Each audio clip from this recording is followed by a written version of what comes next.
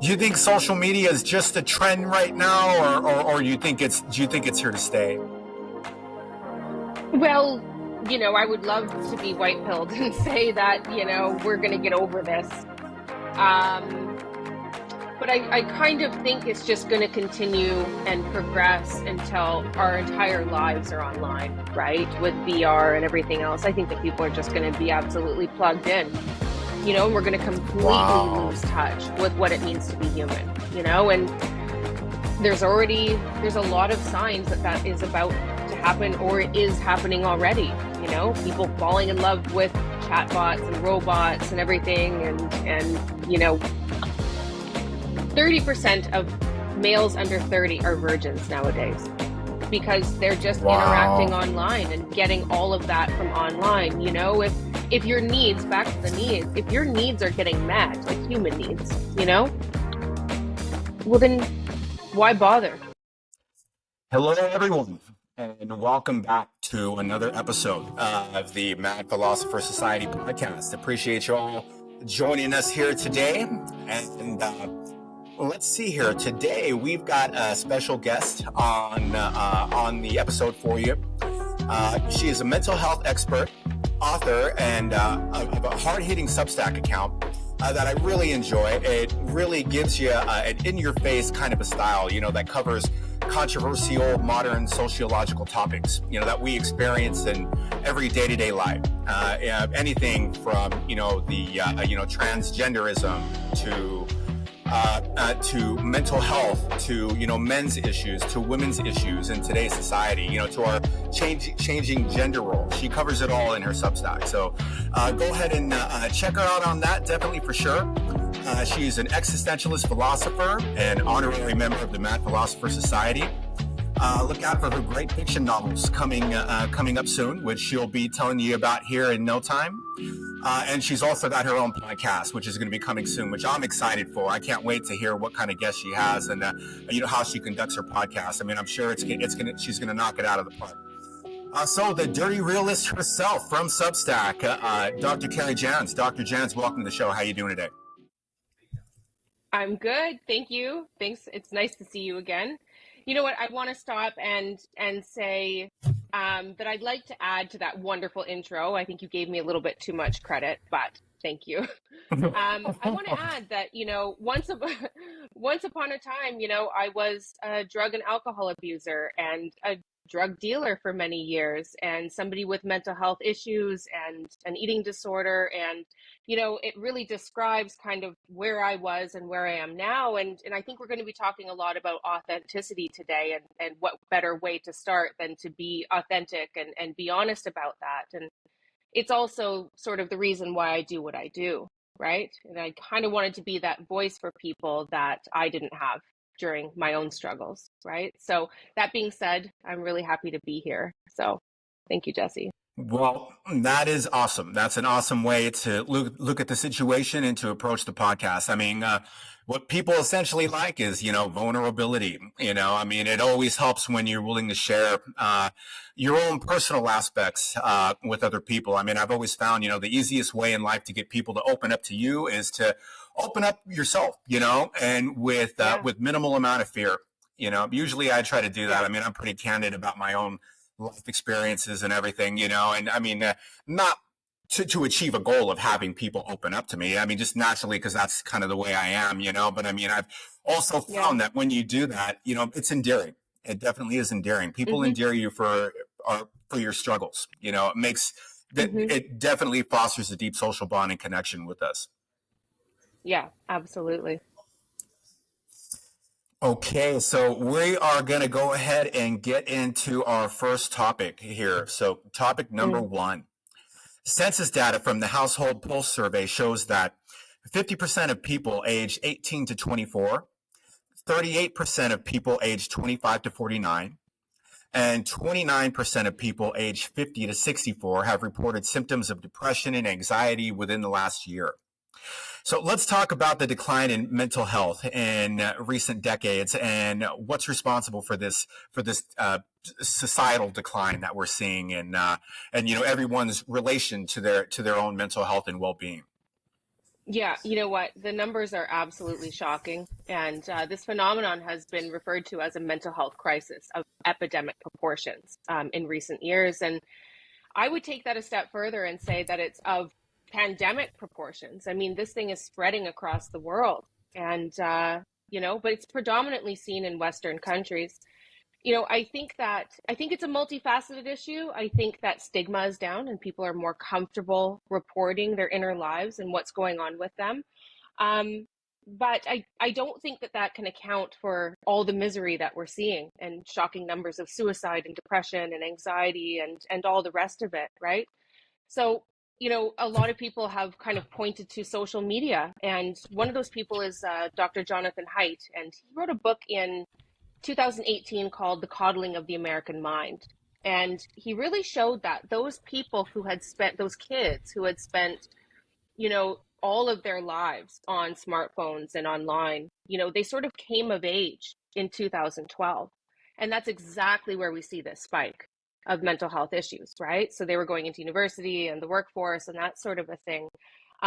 During that time, I was actually doing my psychotherapy internship at a really large university, and we had a wait list that was out the door. Like, it was crazy. And I remember asking my supervisors, like, what the hell is going on? They're like, we don't know. Like, this is doubled, tripled, whatever from years before. And so, I mean, we did what we could. We started therapy groups and tried to mitigate the problem, however we thought would work. But, it's a real thing. And I think that the influence of social media as well, is really giving this message that things should be perfect and happy all the time, and I feel as though that idea has led people to maybe self-diagnose and well, self-diagnose the regular ups and downs of life. And I think that that can cause a lot of problems as well. Like, if you're looking around and going, everybody's life is so perfect, but mine is shit, well, then, that's going to make you feel even worse, right? But in actual fact, life is full of ups and downs, and really it's from the downs that we feel good, right? Like, you can't really have one without the other. So anyway, I think it's a really multifaceted issue, but social media is definitely contributing to the problem. So you're saying you think that there are many different factors that contribute to the decline in mental health, but I mean, essentially what we're seeing here is the effects on different types of social technology that's kind of affecting us in a number of ways. I get you. I get what you're saying. I mean, we definitely look at social media and absorb it, and we take in all these different social illusions. I mean, they warp our perception of reality. I mean, Mm-hmm. when there's a interesting book, *Sapiens*. I mean, with Yuval Harari, where he talks about the effects of social media and what it's done to us today as a society. And I mean, if you go back, 10,000 years, 15, 20,000 years, for 98% of our evolutionary history, we existed in hunter-gatherer societies, that were anywhere from 50 to 100 people.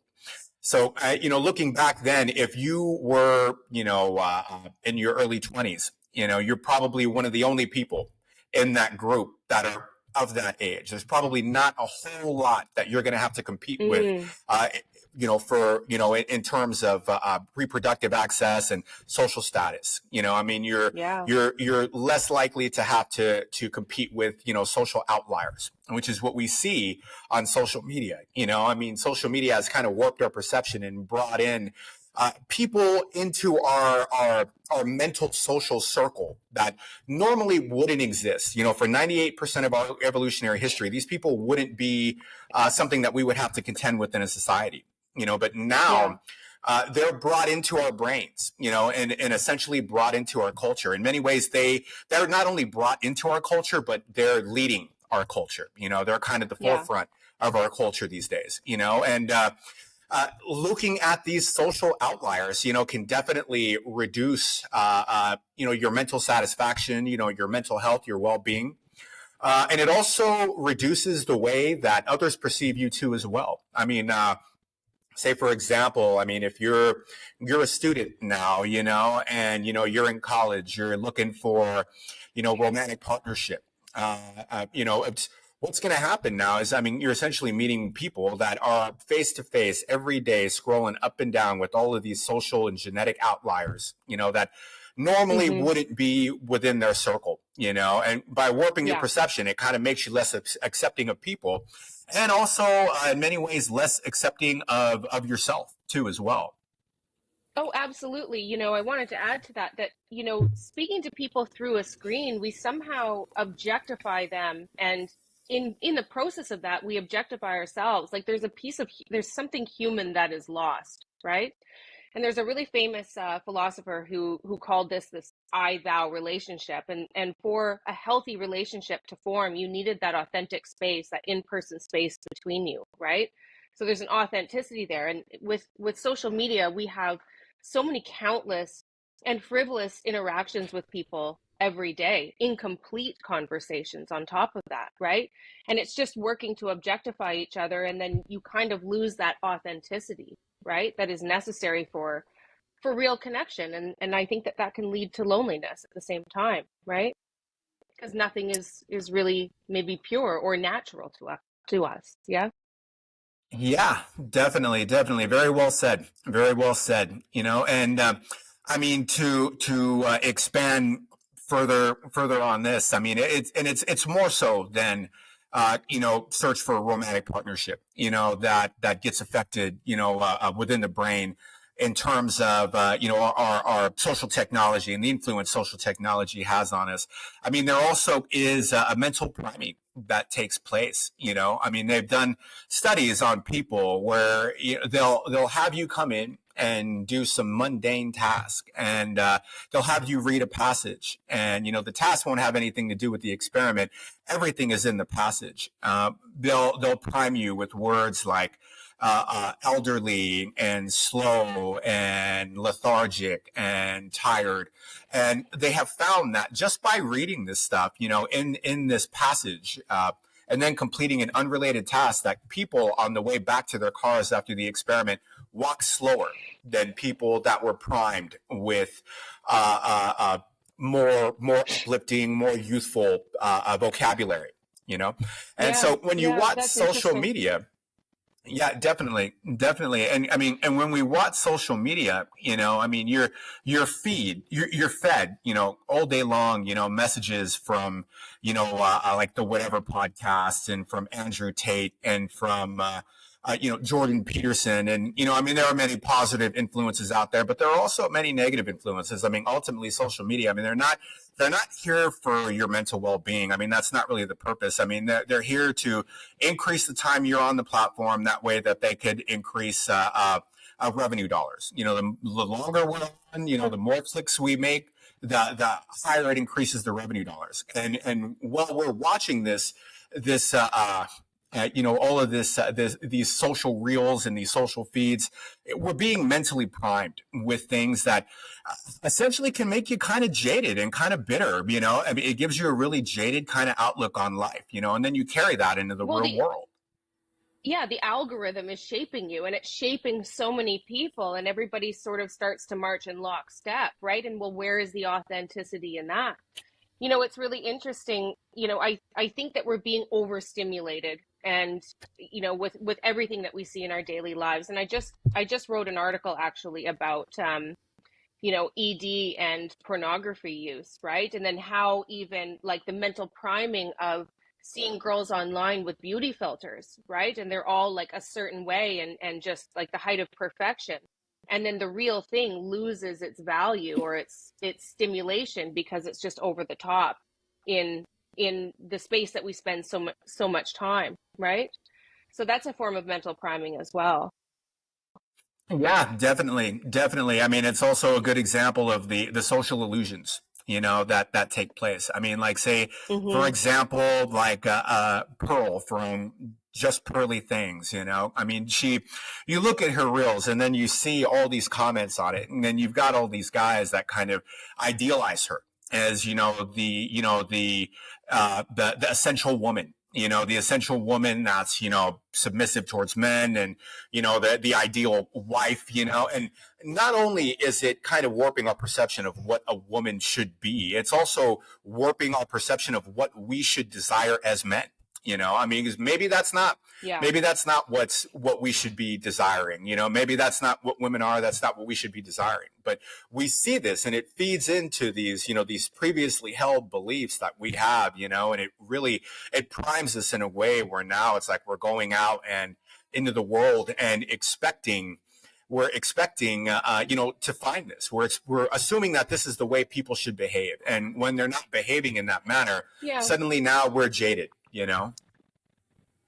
Yeah, I think that when it comes to Pearly or whatever and the Tates and that sort of a thing, I think that they're an overreaction to a phenomenon that was already existing, right? Like promiscuous women on OnlyFans thinking that they're a 10 when they're actually very average. And it kind of goes back to like that whole dating thing, like people having access to people that they never would have had before, right? So like the top tier guys are sort of have the pick of the litter and they're banging all the women and that sort of a thing, right? So I see Pearly and Tate as hyperbolic, but I think that what they're doing is they're trying to get a particular message across and bring people maybe back to the center point. I think that the pendulum swings so far back and forth in each direction, and maybe their goal is to bring people back to the center point. But like, I like Pearly, kinda, but I've seen her on, what did I see her on? Pierce Morgan. And some of the stuff she was saying in interview just blew my mind, taking away the woman's vote, for instance. I went, okay, well, no, right? Like, how was that for extreme? It's like the more extreme the behavior, what you say, the post, how much skin you're showing, whatever it is, like that gets the clicks, So it's just like these two factions kind of like at each other, Yeah, I think that in itself is damaging too, all the divisiveness, right? Yeah. Yeah, definitely. I mean, and there's definitely a deep underlying hypocrisy, that takes place with Pearl. And, I'm not totally attacking her. I mean, it's a pervasive characterization that you see throughout social media, not just her. She's just an example, But I mean, there's a hypocrisy that's going on here because I mean, you look at her and you look at the whatever podcast and whatnot. I mean, and they want to bash the OnlyFans girls that are out there on Instagram and everything, and in many cases, in many ways, rightfully so, I suppose. But you look at Pearl and what she's doing; it's kind of no different, really. It's the only difference is one is showing skin on Instagram, while you've got someone else like Pearl who's showing a type of mental skin. She's still, from an evolutionary standpoint, she's still mate calling on social media to a number of to anyone out there, to a bunch of random people. So I mean, in many ways, it's no different. She's just doing it in a different way that kind of almost seems more moralistic than it really is. And that's part of the illusion that we buy into, like, you assume that someone like her, they're not going to be on social media all the time, mate calling and this and that, because she's, church going and she's, righteous and this and that, not like OnlyFans girls, but no, she's very much on social media all the time, mate calling, doing exactly what she's accusing others of doing, just in a different way.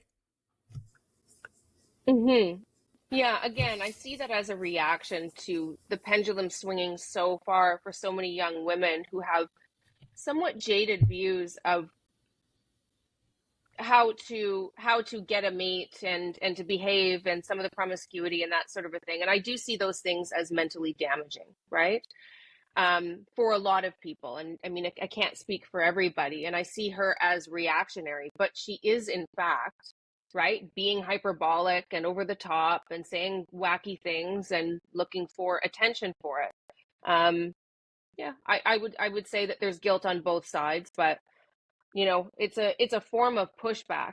And I think maybe that's necessary in some ways as well. Yeah, definitely. Definitely. I mean, I would totally agree with you. That there is a pendulum shift, and in many ways they are trying to shift the pendulum back the other way. I mean, there's definitely truth to that, and so let's see, one more thing that we'll cover here on the use of social technology, and then we'll move into authenticity from here. So, on social media, I mean, in the psychological realm. We see today a ton of, masculinity pages, men's health pages, that are, masculinity this and, become masculine that. And on the female side, we essentially see the same thing. You see a lot of pages, dedicated to narcissism recovery and dedicated to healing and trauma, which we'll also get to here soon enough. So what do you think drives this dichotomy here that we're experiencing between the masculine pages and the feminine pages? I mean, what exactly do you think could be kind of behind this psychological divide that we're seeing taking place on social media between men and women? I guess, typically, you've got men's mental health pages, they're geared towards men and, what we think of when we want to inflict a social well-being into our lives. And then you look at the feminine pages that kind of essentially do the same thing. So, I mean, what are your thoughts on that? Where do you think these feminine psychology pages, that talk a lot about narcissism and healing and trauma, why do you think these are being so abundantly produced on social media these days? Well, I think that maybe we have kind of broadened the definition of trauma, for starters, right? I mean, trauma in a clinical sense is actual or threatened death, and I think that includes sexual violence, right? But it doesn't include psychosocial stressors.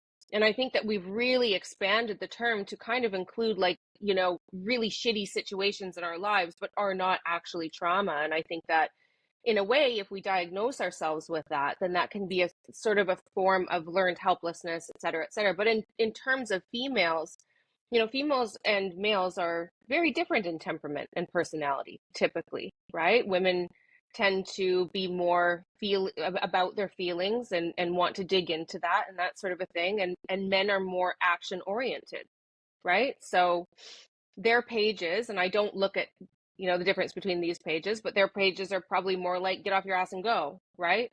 I think also that there's a divide between men and women beyond that. And it's, we've really been supporting young women for a very long time through feminism and You Go Girl and that sort of a thing. And I think that that's been incredibly beneficial to women. But in as a fallout, there's been, a fallout of male performance. Like young men and boys are really struggling right now in terms of grades or even going to school, in terms of suicides and everything else, right? And many men feel emasculated and that sort of a thing. So I think that the sexes have somehow been pitted against one another in recent years, and it's kind of a sad thing to see. Like masculinity has been demonized to the point where I think a lot of young boys and men don't feel like they can be their authentic selves. And masculinity doesn't mean bad, right? And I think that it's gotten there's a negative connotation with that nowadays, right? And we're seeing a split, but yeah. Yeah, you knocked that one out of the park. Very, very, very, very well said. Very well done. Yeah, for me, a lot of what you said was definitely enlightening about why there is this divide that we're experiencing. It seems that a lot of it, in many ways, it does come down to the fact that oh man, I've always been so reluctant to say masculinity is being demonized or masculinity is under attack or anything like that. I mean, my own personal take on it, is that real masculinity doesn't even really have time to process that kind of stuff. We're too busy out doing things. We're too busy out hitting the gym or working on some kind of a hobby or working on making money or working on our career, to worry about what's going on in the social, the worldwide social realm of masculinity, but like you said, I mean, I would be naive to assume that. I mean, just because that may be reality to me, that might not be, the overall reality for everyone else. I mean, because you're very right. I mean, it is true.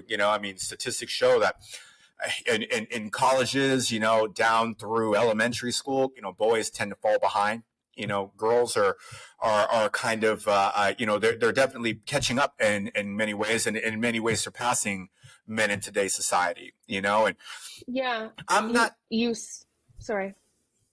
go ahead. Well, you were just saying that, it's difficult for you to see masculinity being an issue, I guess, because you see men as being out and doing things. And I think that they once were. And the problem now is that they're not, right? There's a lot of young men who are just kind of coiling into themselves in their basements and not getting out and doing anything. They're not succeeding. They're addicted to video games. They're alone. They can't meet a girl and that sort of a thing. And, enter Tate, right?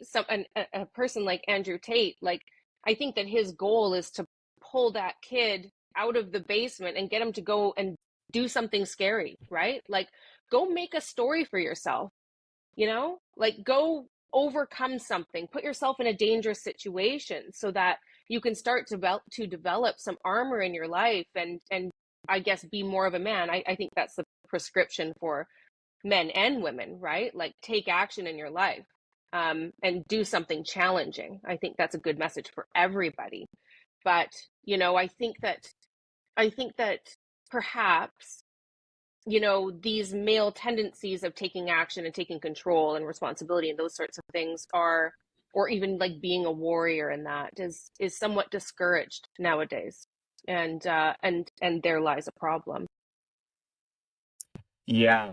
Yeah, I mean, there definitely is a huge difference in the different kinds of psychology that we're fed today as men and women. I mean, you look at a lot of the feminine pages, and it's about boundaries, and it's about focusing on yourself and your own inner emotions, and being willing to take care of yourself, and not perpetuate this idea of that women have to be all sacrificing for the sake of their families. It's like, I mean, you have a right to have a hobby, to have interests, to go out and try to carve your own existence, carve your own way in life, and as a father to a daughter, I mean, I definitely believe that. I mean, I want to see her rise and take on things in life too, and in terms of men, I mean, there's a great quote that I've heard from Jordan Peterson, who has said, the meaning of life is to find the biggest cross that you can bear and bear it,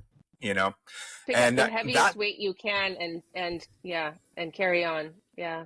Maybe that was more accurate, but I think it's kind of, I mean, I get it. I get what he's saying. I mean, that's kind of, the message that is preached to men, men in today's society. It's like, for us, we look at society as in, our values based on what we are able to sacrifice for others, what we're willing to sacrifice of ourselves for the sake of others, that determines your worth as a man, and man, it may be old school, it may even toxic, but I mean, that's definitely what I myself believe in, I mean, I've always kind of strayed away from starting any kind of masculinity page, but I mean, I don't know, maybe I'll kind of open up my doors a little bit and kind of expand more on that on the page in the future, Well, I would say that's for everybody, though. It's like, pick up the heaviest weight you can, take on responsibility, and forge forward, right? And that's how you find your identity and your authenticity, and therefore mental health as you go along, right? And I think that it's a message that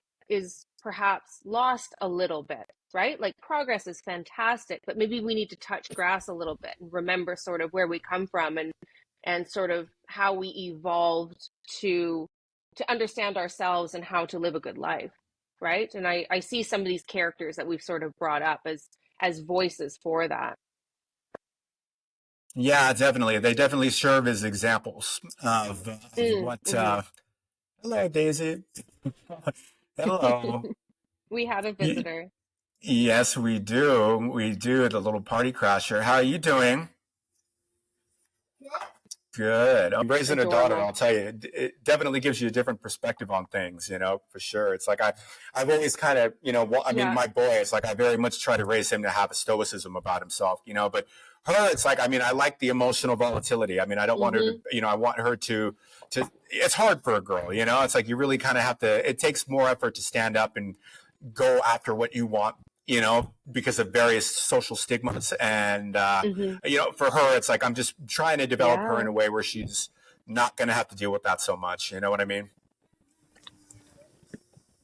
Yeah. Sorry. So, no problem. We're No breaking, so I'm problems. like, whatever.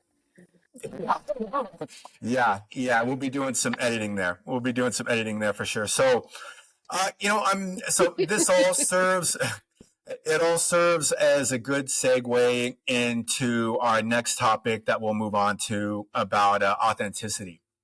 So, from here, Mm. Ben Franklin said that there are three things that are extremely hard: steel, diamond, and to know oneself. So with so much of our Hmm. behavior driven by non-conscious processes, all these different social influences that we have on us that warp our perceptions, including our own self-perception, how can we best know when we're acting in accordance with our own authenticity? Well, I really do love that quote because he's bang on, right? Like finding who you are isn't exactly an easy task, and I think that that's because it's it's it's what we do for our entire lives, right? We're constantly understanding who we are and building and growing as a person. But let's go back to the definition of authenticity and knowing thyself. So authenticity is having your fuck, my ear thing just fell. Sorry. Yeah, so I love this quote because, he's right. Like finding who you are is not easy. It's hard as diamonds. It's probably as precious as diamonds as well. But, we spend our whole lives trying to discover who we are. It's really the journey of our lives. But I think we need to go back and to define what authenticity or knowing oneself really is. And so authenticity is having your values and your beliefs and your morals that you carry deep inside, having those in alignment with your actions in the outside world, right? So if those are imbalanced and they're not lined up, well, that causes all kinds of problems like anxiety and depression and, all forms of misery, right?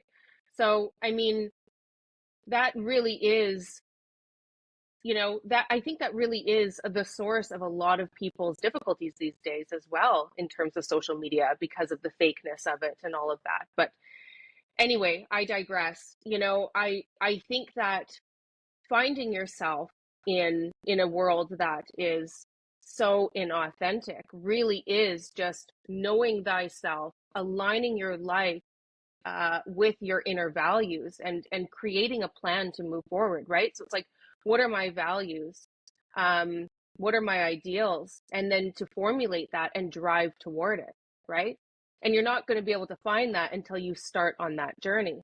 Um, I tell my clients to do that. It's like write out your past, write out your present, and write out your future. And it's like, okay, so what are you doing now? And what do you want? Like, how big of a discrepancy is there, right? And then work your way back. It's like, okay, what are these steps? And break it all down in detail. And then just start, right? But, you know, there are a lot of values assessment tests that you can actually take online. I mean, they're not perfect, but it will really help to give you an understanding of who you truly are and what you prioritize, right? And maybe we could include one or two of those in the description or something like that for people. But it's a first step to just understanding who you are. Yeah, great stuff. Well said for sure.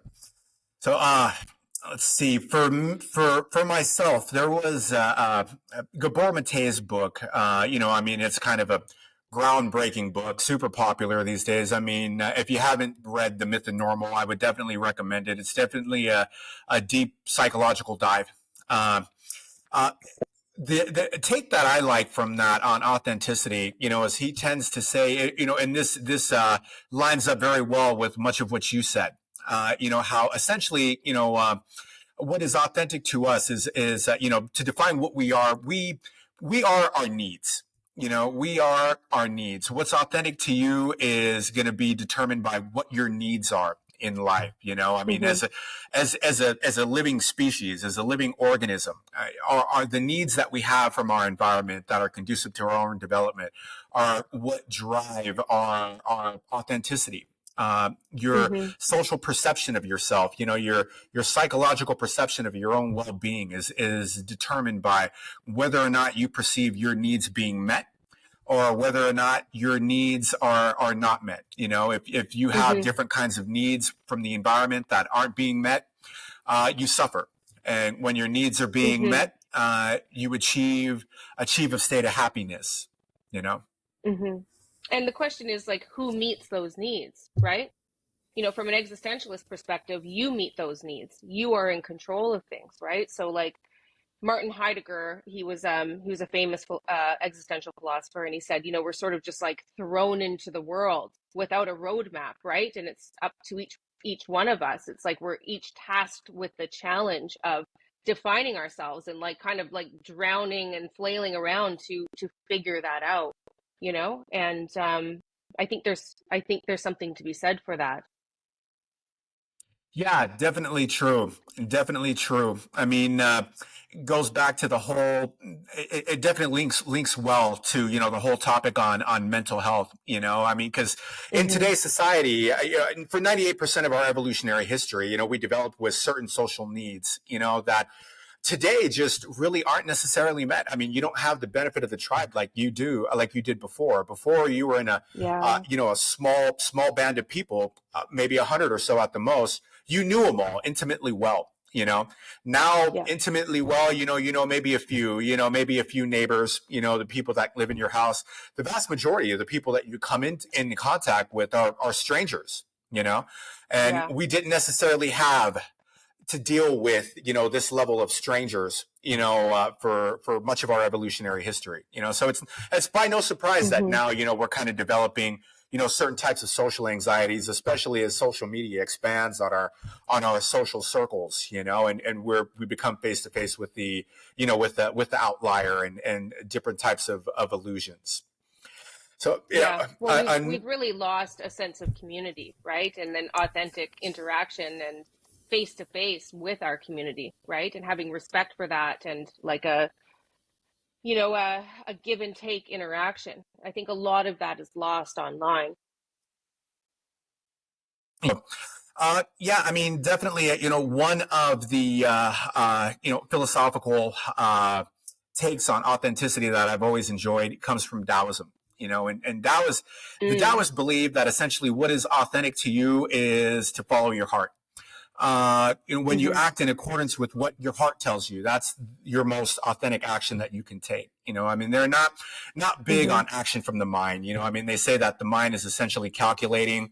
All misjudgments, all attempts to mislead comes from the mind. It's when we start to worry about how we're going to be perceived, within our environment that the mind starts calculating, and suddenly our actions become less authentic, because we've thought about them essentially. Yeah. We've manipulated them to fit a certain a social situation rather than just acting from the heart. There Yeah. is a great story that I've heard before in a lecture on Taoism, where they use this example of a friend that's sick in the hospital. And imagine you're that sick friend and your friend comes to visit you and they tell you, oh, well, you're happy to see your friend. You tell them, hey, thanks so much for coming to visit me. And then they start telling you, uh, you know, oh, well, yeah, I thought about it from a moralistic perspective and I figured coming to visit you was the right thing to do. So I came to visit you. It means so much less than if they just said, hey, I felt it in my heart. I didn't even think about it. I knew you were in need of a visit, so I was compelled to come and visit you. It was authentic action coming from the heart. Right. Well, one is sort of selfish, isn't it? Well, I didn't want to feel bad for not coming to visit you. And the other one is empathetic, right? Like my heart told me to come see you. Yeah. Yeah, definitely so. Definitely so. So You know, also, go ahead. Oh, I was just going to say, like, I will not even pretend to be any sort of expert on Taoism, but what I do know is their symbol of yin and yang, and I really appreciate that. It's just like It's showing a binary, two halves of a whole with, and integrated with some on either side, right? And it really is a symbol of like the holistic and a better way to live, right? I think it's Jordan Peterson who talks about walking that line between the two halves, the line between order and chaos at all times. It's really quite beautiful, and it can be seen as like evil and good, or light and dark, or man and woman. It reminds me of Fyodor Dostoevsky had this wonderful quote, and it was something like, good and evil runs to the heart of every human being, or something to that effect, right? And that really is represented in that model. But in terms of Taoism and how they actually see authenticity and that sort of a thing is not something that I'm so privy to. But, I really appreciate that model. And I think that Jung actually really based some of his the archetypes of the self on that as well, right? When we're talking about like the persona and the shadow, and your persona being that part of you that you show to the world, and the shadow something that you is repressed memories, repressed parts of yourself that you find kind of repugnant or whatnot. And shadow doesn't necessarily mean bad. It could be, your loving nature that, was discouraged by the people around you when you were growing up, and so he really advocated for, bringing that up and integrating it with your real self in order to have a full and functioning or actualized whole, kind of like yin and yang, right? And what's interesting is that there's a test for this actually. And so Jung called this projection. If you think about the type of person that you just absolutely can't stand, like maybe there's somebody who just like, walks around the office and he's jokey and high-fiving with people and that sort of a thing. And you're like, oh, I can't stand this guy, or any guy like that. Sometimes, that's a real indication that that's something that you've pushed down like early on in your life. And in order to become a full and functioning person, I guess you could say, or mentally complete, maybe, you have to integrate with that and bring it up to the surface into your daily life, right? So that kind of goes on with your unconscious drives and things that we were talking about earlier, right? Like what makes you authentic. But yeah, so that sort of plugs into that. Yeah, definitely, and very well, very well. On that note, there is another lecture that I had listened to a while ago. One of the first philosophy lectures that I've ever listened to was on practicing mindfulness, and in there, there's a chapter where he discusses how to deal with difficult people and difficult situations, within our lives, and Mm-hmm. essentially what he says is, that we want to do is develop a practice of saying just like me whenever something arises that irritates us or that kind of drives us crazy, that crazy coworker, the guy that cuts you off, because we all do these things. We all do these things. No one's perfect. I mean, I've mistakenly cut people off on the road before myself, just not looking in another world, and so, he reminds us, that whenever you're driving and someone else cuts you off, say to yourself, just like me. And it's definitely a good way to regulate your own processes and regulate your own thought patterns. It's essentially with kids, it's like, when kids, when they video bomb your podcast, it's like, you got to remind yourself, just like me, just like me when I was that age. I mean, they're of me. So naturally, their behavior is going to be, I mean, look at me, I'm on camera here, I'm doing this podcast. Mm-hmm. So naturally they're going to have this inclination to kind of jump on camera and be on the podcast too, as well, so it's just like me, Yeah, I used to be a mindfulness coach actually, and I mean it's a wonderful way to live. These negative feelings come at you, and it's just you let them flow through. Latching on to any one of them is, especially small things like road rage and getting cut off. As long as everybody is safe, it's just like let it go. It's not worth the self torture or torment, right? Yeah, definitely so. Definitely so. And we do engage in a bit of self-torture here. Sometimes even pleasurably sometimes, it's like, I mean, man, you would almost think, seeing me on the road when I get road rage, you would almost think that I enjoyed it. You would almost think that I kind of enjoy this kind of road rage. There's almost a pleasure in it, a non-conscious pleasure, that kind of compels us to Yeah. to experience these kind of emotions. Well, you're allowing your aggression to come out. It's actually quite similar to rage posting online, isn't it? I guess so. I didn't think about it that way, but I guess it is. I'm just rage driving, just like people rage post. So back to Yuval Harari and what I was going to say from *Sapiens*. So, there's a quote that I had shared today where he talks about how our genes essentially trick us into doing what's beneficial for the reproduction of our genes and not so much for our mental health and well-being. I mean, the function of a gene or our DNA is to reproduce. That's essentially what we're trying to do is, we're self-replicating molecules that evolved over time, billions of years in the making. And if you go along that kind of thinking, it definitely explains, why we're willing to engage in these large structural societies and willing to live in ghettos, to go to work every day and to foster this kind of civilization that's, not necessarily conducive to our mental health. As Gabor Mate aptly points out, that we're living in societies that don't meet our social needs. They don't meet the needs of the creatures we evolved to be. Essentially, society's gone toxic, for our well-being. And for Harari, the reason why that's happened that way is because it's conducive to the reproduction of our genes. It's like our genes don't care about our happiness. DNA doesn't care about your happiness. It just wants to reproduce. And from a reproductive standpoint, we're up to 8 billion people, 7 billion people on the planet right now.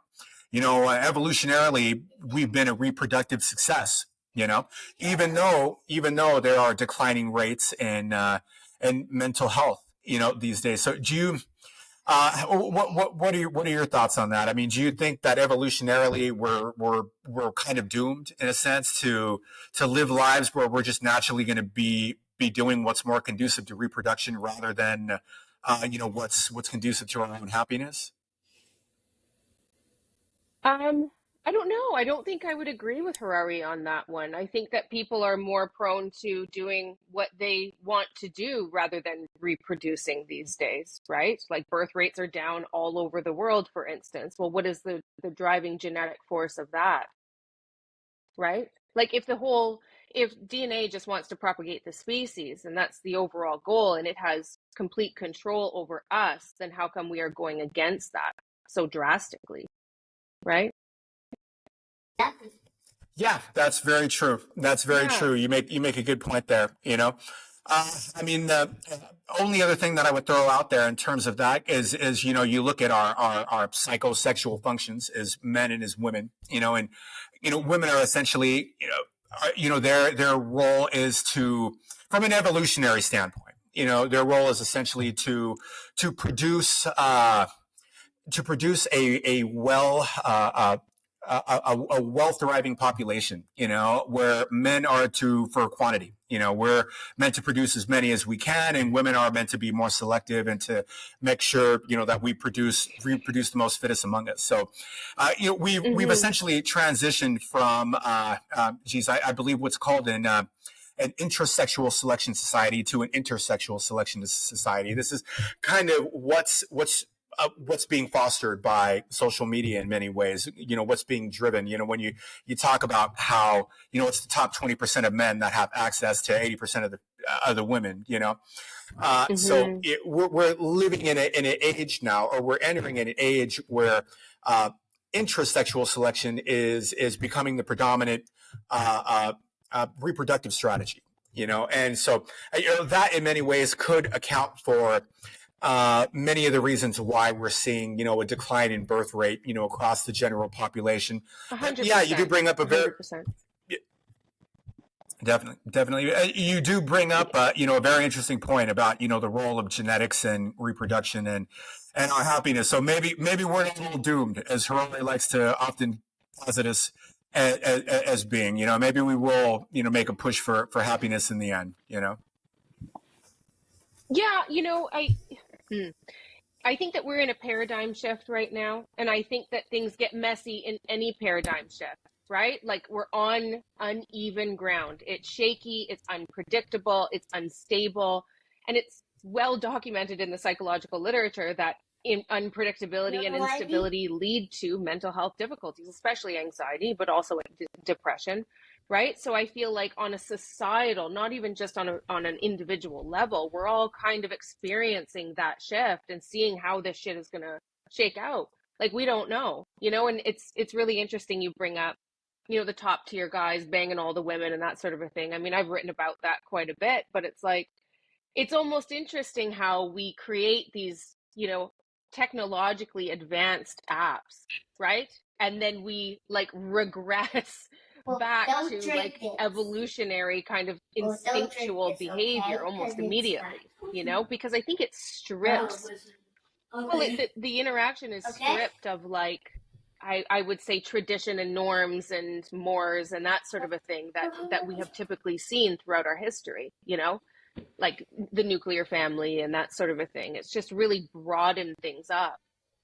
And we have so much at our fingertips these days, so much to occupy us, so much to substitute, true, I would say, true striving for lasting joy or contentment or purpose or meaning, right? Like in the palm of your hand, you can access Netflix or social media or any one of these kind of like dopamine squirting kind of activities, and it's an easy escape, and it's an easy way to turn your back on the thing that is truly fulfilling, and that is, you know, figuring out who you are based on your values, designing a plan forward, looking up to a higher ideal of your making, and grinding toward it, and with every single fuck up, you feel a little bit better because you get back up and you overcome, and then you sort of, that's Heidegger's flailing around in the world and figuring yourself out, right? But that's sort of like how we evolve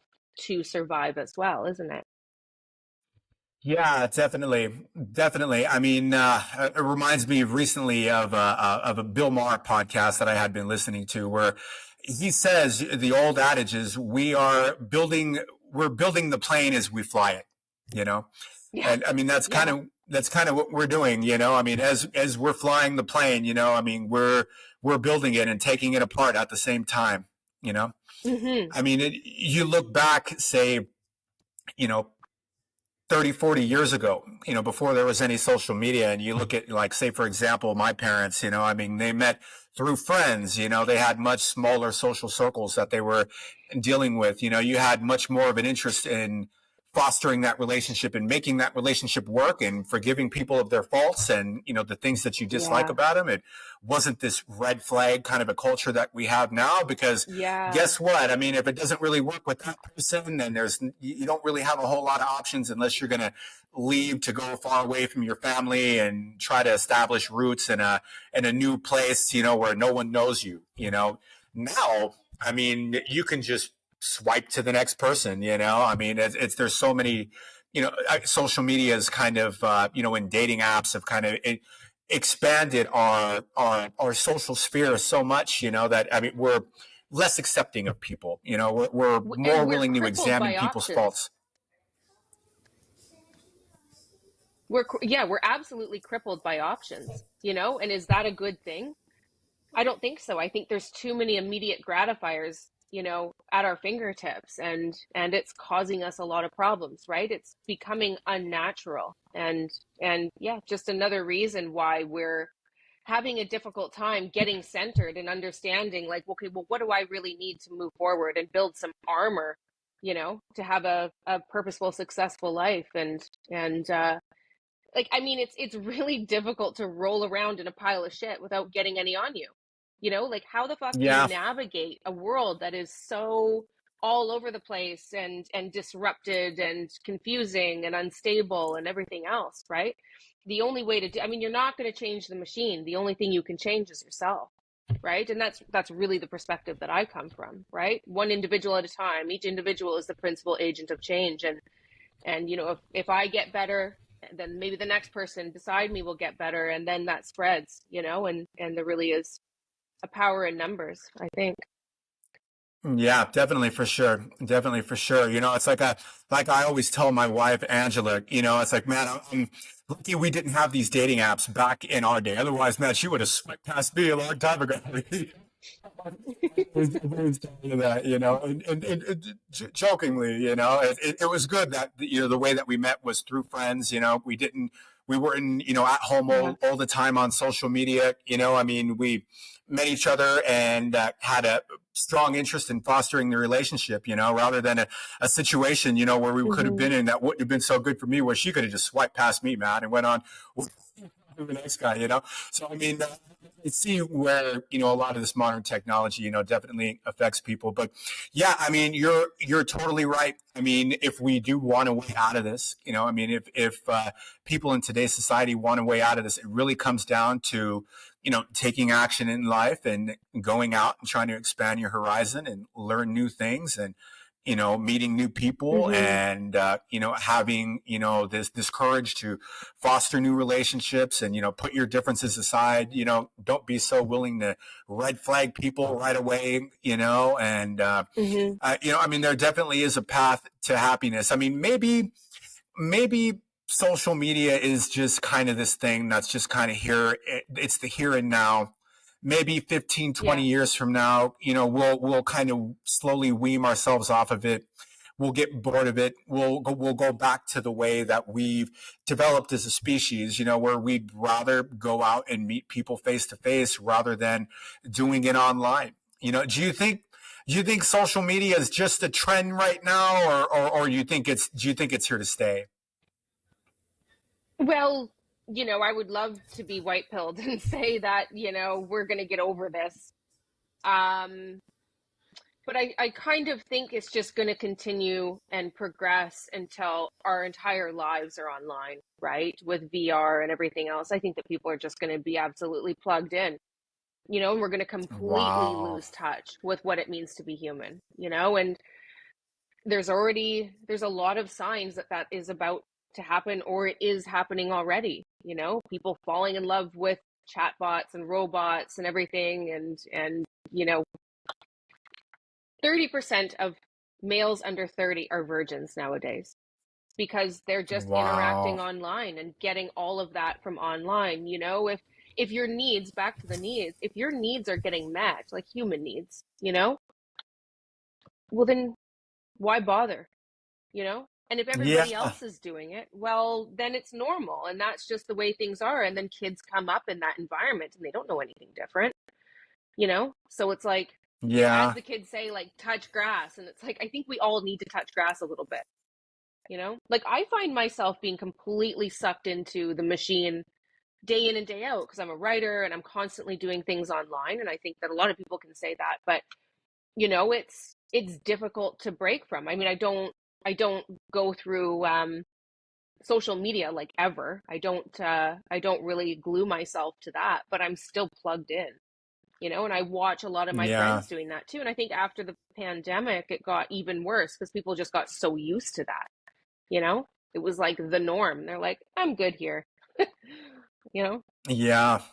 Yeah, that's definitely one of the good things about Andrew Tate that he tries to push is man, I remember seeing a reel of his before, and he says that if you want to have any success, developing a platform, what you have to do is focus 100% of your time on producing and Mm, 0% of your time on scrolling.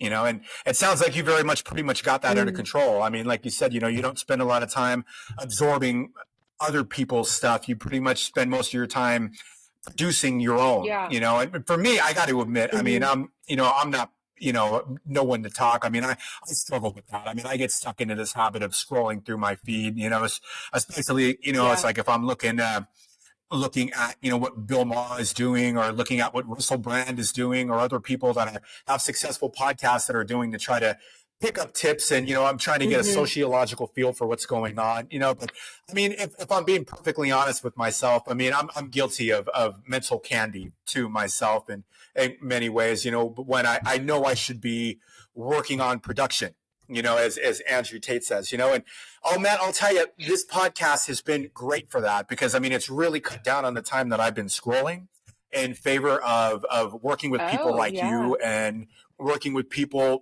from other people that I've been working on producing shows with and doing research and Yeah. developing myself, building the ship as I'm sailing it, so to speak. Well, absolutely. You're diving into important topics instead of getting little snippets of all kinds of random shit, and your online presence is a little bit different than mine because you're on Instagram, and Instagram is that quick kind of platform, right? Like I'm all on Substack. I mean, I have an Instagram page, but it's not something I'm on very often. I'm a YouTube person. Like I'll just lay down at night and listen to YouTube for hours. Is that bad? Well, probably not because I'm getting my news, I'm getting everything that I need, but in long form. You know, I actually side note, these shorts that people watch, so many people get addicted to these shorts and reels or whatever on Instagram. Like people just like kill hour after hour after hour doing this. And there was about 1 week that I was doing it, every other day or something. And I couldn't sleep after. It was just like overstimulated. And I just thought, my God, like imagine doing this constantly all the time. Like it's not good for your mental health, you know? Yeah, yeah, definitely. That's for sure. I mean, the biological effects that come into play when we talk about absorbing social technology, definitely is enough to disturb your mental health. Not to mention, least of all the messages that you're absorbing as well. Uh, Hmm. so, from authenticity, let's see if you're ready. We'll go ahead and talk about healing and trauma and the role that healing and trauma play in our lives. I mean, what are your thoughts on this new psychological approach to well-being? Where we kind of identify past traumas in our lives and attempt to heal from these traumas. Do you think that this has been a benefit to us, or do you think that this could be one of the things that's driving the mental health crisis?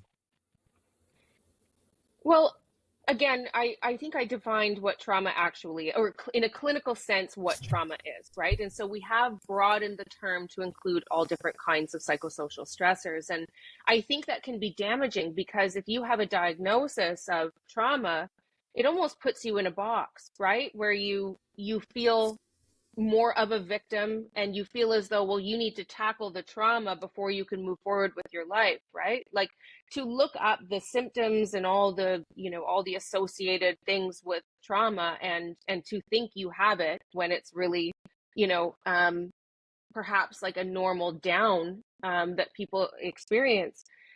I think that can really hold you back, and it I think it can leave you feeling like you don't have control, you know?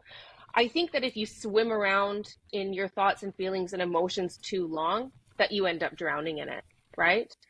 You stare into the abyss long enough and it'll start to stare back into you. And while I do think that some of these sites are great in that they're pointing out they're pointing out some of the things that people really struggle with, and there are people who experience extreme trauma, and I think our awareness of that is great because it's really helped to develop treatments for those people, right? But having an epidemic of trauma in privileged societies seems a little bit sus, doesn't it?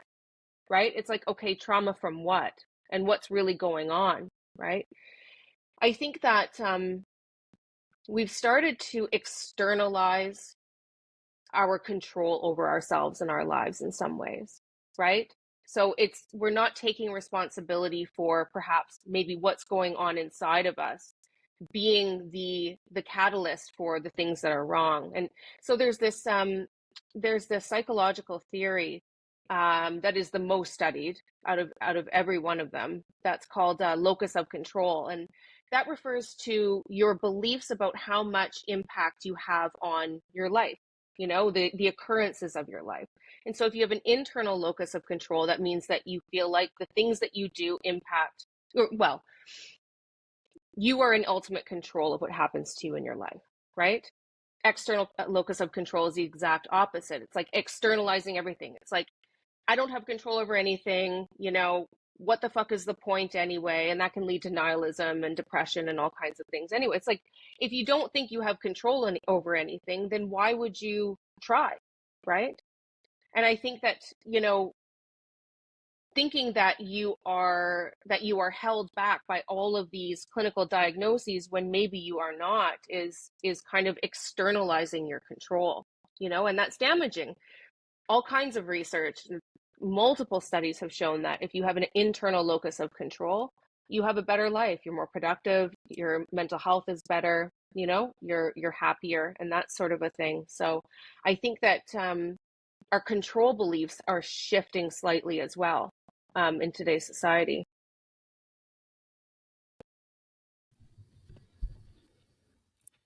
Yeah, definitely so. I would totally agree with you. I mean, I think a lot of what we see is healing and trauma. Uh, you know, in a lot of ways, we still hold the power and through the concept of healing, but at the same time, it goes back to stoicism. I mean, is it what happened to us, or is it the way that we view what happened to us? Is it the events that happened to us, or is it our perception of those things? That's Yeah. old school Marcus Aurelius. Tries to say, it's the reality is dyed with the color of our thoughts. In a way, it's a very hard nosed way to kind of look at something. I mean, if you're talking to someone that's had a real traumatic event happen in their life, to tell someone like that, hey, it's just the way you're looking at it. It's kind of a bit incompassionate, I guess you can say.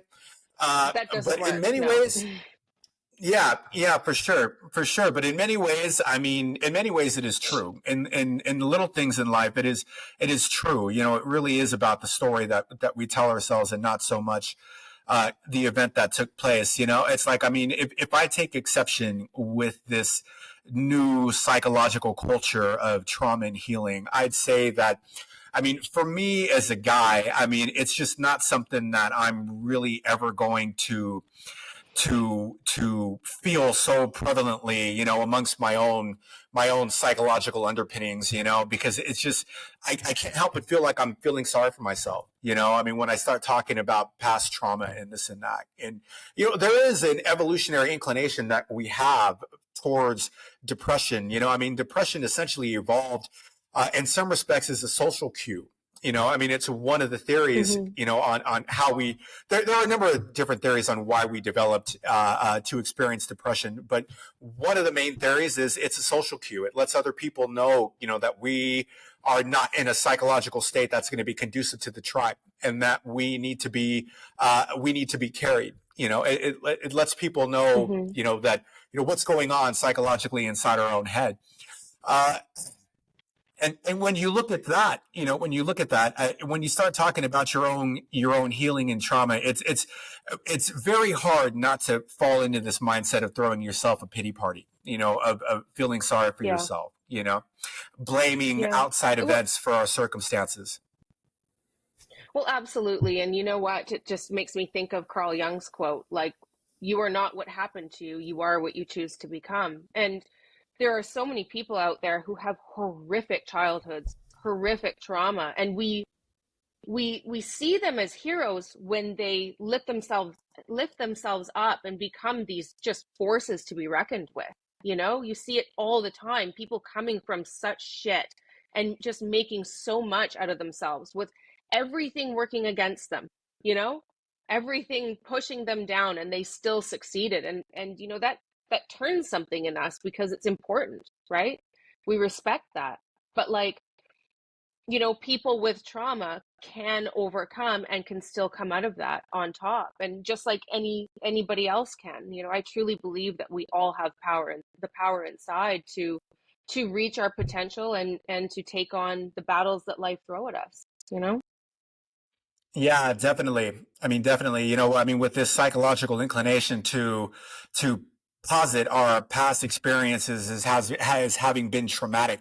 I mean, I think essentially it's in many ways it's more psychologically demoralizing than if we hadn't looked at our past situation as traumatizing. And once you looked at a past event and then say, "Oh, I've been traumatized," you Yeah. demoralize yourself. You've been essentially in Yes. many ways have damaged yourself. It's Yeah. self inflicted in many ways. It's self-victimization, right? And that's not an easy one to get out of.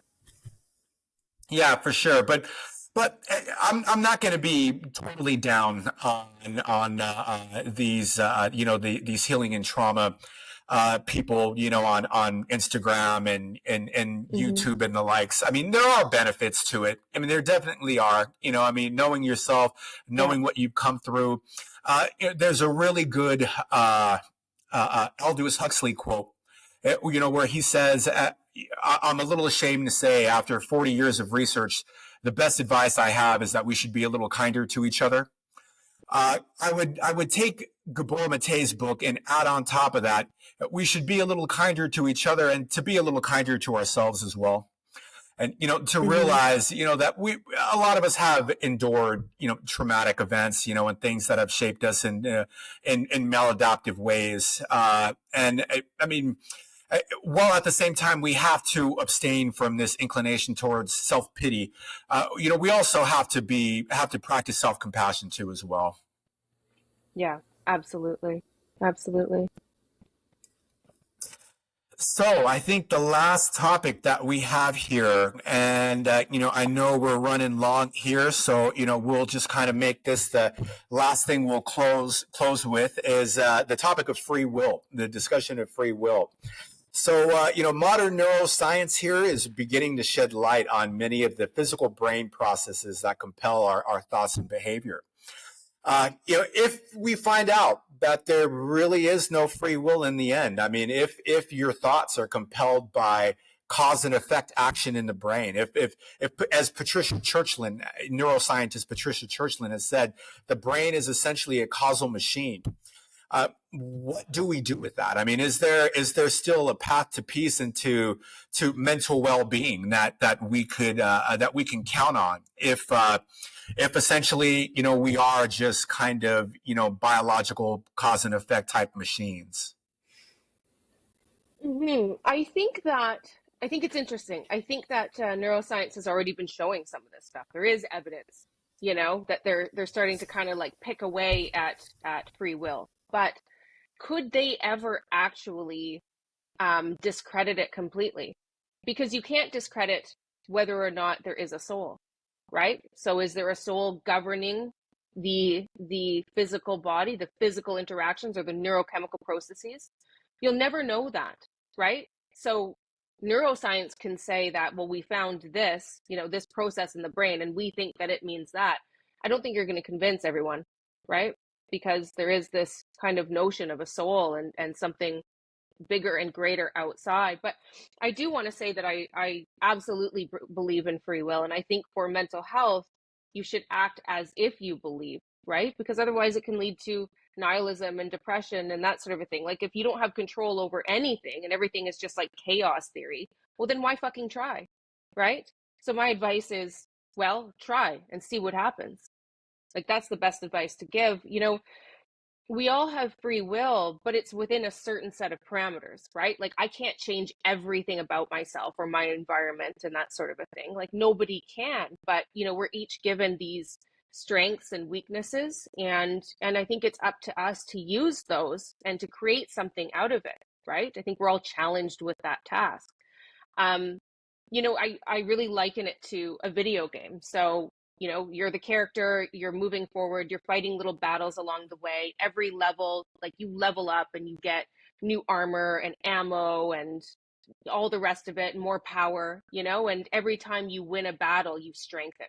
And I see that as, every time you win a battle, you understand yourself a little bit more, right? You're closer to authenticity and, forging on, with strength throughout life. But, you go through the game and at the end you slay that figurative dragon, so to speak. And, that is perhaps your authenticity, and slaying that figurative dragon really is defining your hero status, right? And I think that this story speaks to us because it's kind of like reminiscent of how we live our daily lives. You said that we all kind of live inside of a story, and I think that it's up to each and every one of us to write it. But anyway, back to free will, we don't render the game, but we navigate our way through it, as we choose. We get to use the resources as we choose in order to win. Yeah, very well said. Very well said. For me, what I've learned from the various neuroscience books that I've listened to and or have read, and the various lectures that I've heard on the topic, is we don't necessarily have free will so much as we have a perception of free will. In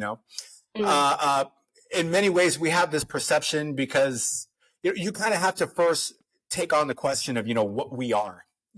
Before you can get into, do we have free will? I mean, because what are we to begin with that has free will? You have your self-perception, which is a very small part of what we are. I mean, maybe about 10% of yourself, of what you actually are, is comprises your self-perception. The other 90% is essentially non-conscious processes. I mean, like me, I move my hand like this, but I'm not planning out all these movements. I mean, my brain's doing this and I have this perception that I'm doing it.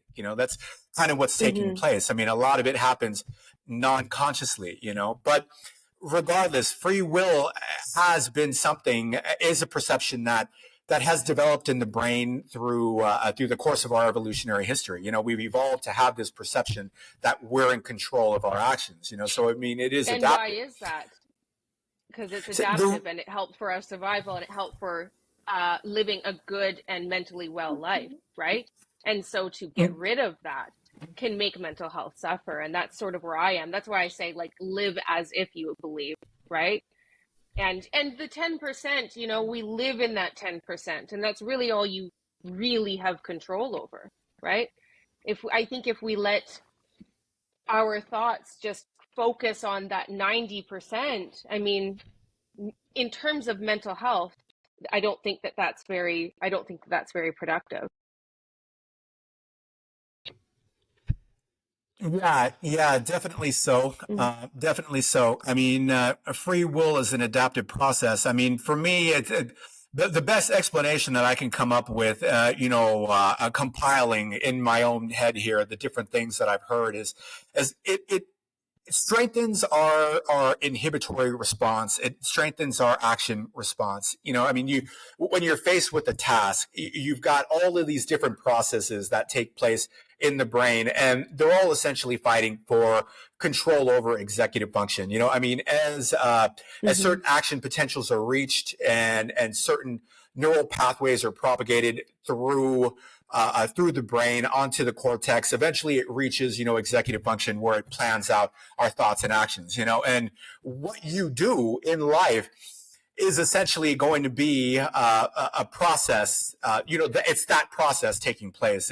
These competing neural dynamics that eventually will propagate an action response.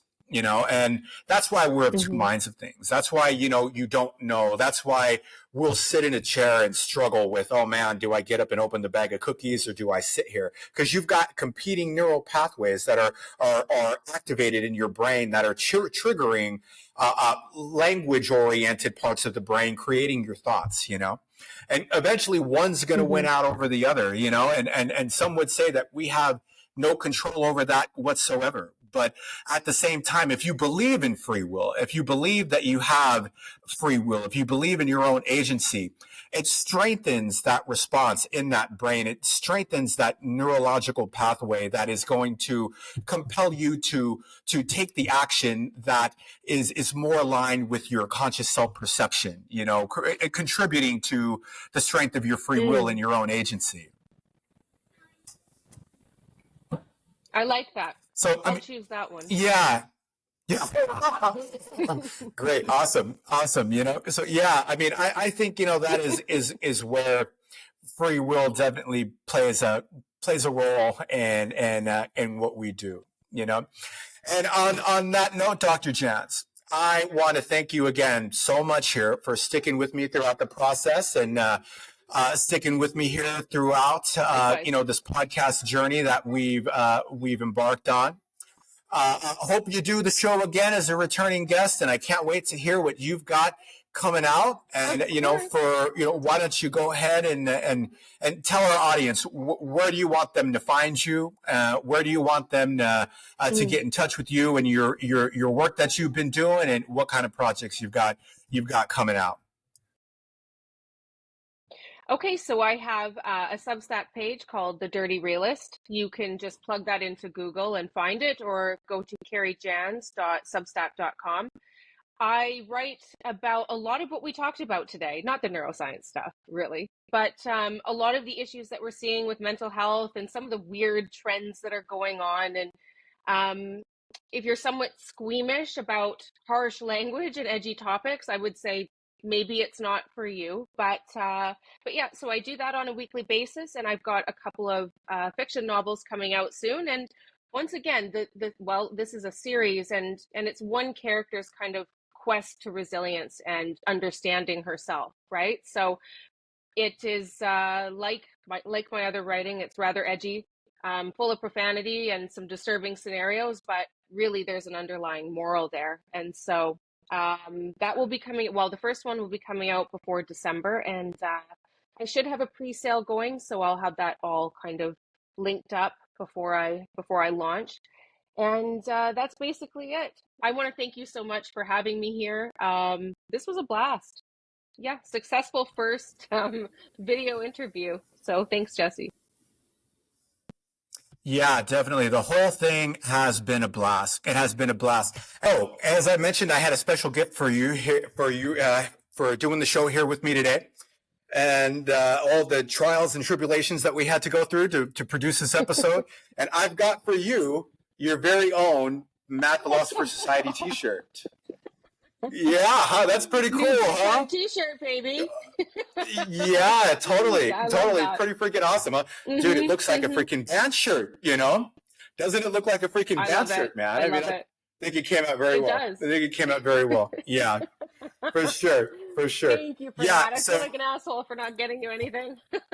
Hey, no, man. No, hey, I'm the host, so it's like it's my job to do this. And plus, it's a great opportunity to to produce or promote merch that's going to be coming out on my show. So, anyone else out there that wants one of those freaking awesome shirts, you can check the link in the bio and go to my merch store.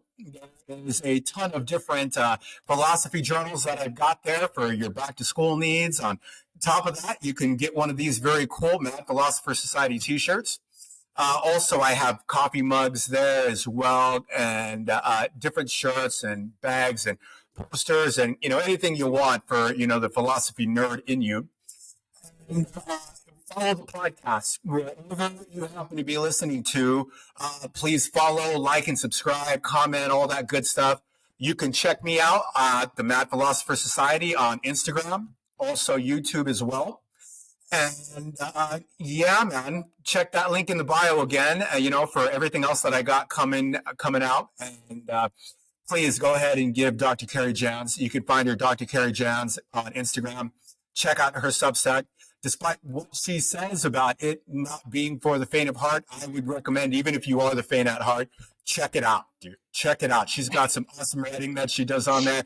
And if you are faint at heart, yeah, dude, check it out, because it will psychologically affront you in a most pleasurable way, And if you like hard-hitting, hard-nosed articles, give her a follow. I I definitely enjoy her reading or her writing all the time. And I got my own Substack too.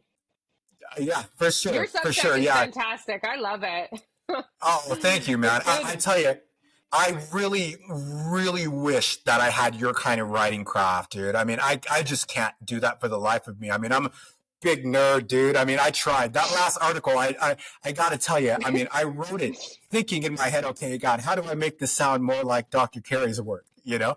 So I tried to make it more human, you know, and less robotic sounding, you know, and by like the second Yeah. paragraph, you know, it's like I go back and start talking about evolutionary processes and human pair bonding and this and that. And then the nerd in me just emerges, you I know? love it though. You know what? It's so clear and concise. There's so much writing out there that is so convoluted and all over the place. And you're going, okay, just simplify this, you know, just make it easy to understand. And it's something that you do. So I really like it. It makes you think. Well, I really appreciate you saying that because I mean, if I had a second criticism of myself other than the nerd abundanceness in my writing, I would say, dude, it's the fact that my sentences, man, when I write, they are just super long. You know, I mean, I get on a train, man, and it's like I don't get off, dude, for a while. You know, so I mean, my writing tends to be, I mean, for me, it sounds very convoluted. You know, and that's one thing that I'm definitely working on in